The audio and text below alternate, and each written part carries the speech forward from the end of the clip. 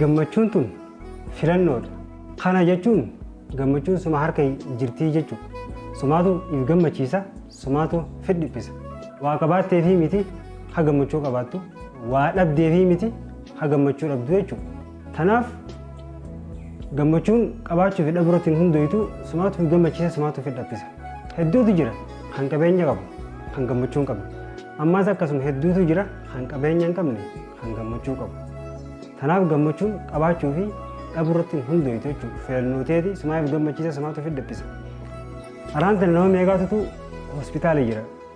Yoomaan hospitaala kanaa gabbee fayyee hospitaala kanaa gabbee akka namaatti gammachuudhaan jiraalle jira. Ati araan tan miila qabda, gammachuu qabda. Kan miila hin qabne meeqaantamtu jira. Ati araan tan haatee akka fedhe deemuu dandeessaa, haa deemuu hin dandeenye hedduutu jira jechuudha. Tanaaf hundinuu ifumaaf if gammachiisa, hundinuu ifumaaf if dhiphisa. Atis waan dhabde ilaaltee ifitti hin dhiphisin, waan qabdus ilaaliitii gammadi meeqis takka takka. Waan dhabde qofa irratti xiyyeeffattee gammachuu ofirraa fageessurra taniin dhabe tanaa taniin qabu hoo maali jiiti meef gaafadhu. Fayyaa guutuu qabaachuun waan guddoo takka jechuudha. Fayyaan tun hin argamtu waan ta'eef. Tanaaf qabaattus dhabdus gammadiitii alhamdulillah yiin siin jaa. Ati har'a sadarkaa kanarra jirta hasii gadii meeqaantamtu jira. San hundaa'u hubachuu sirra jiraata. Na hubatte jeetin amana.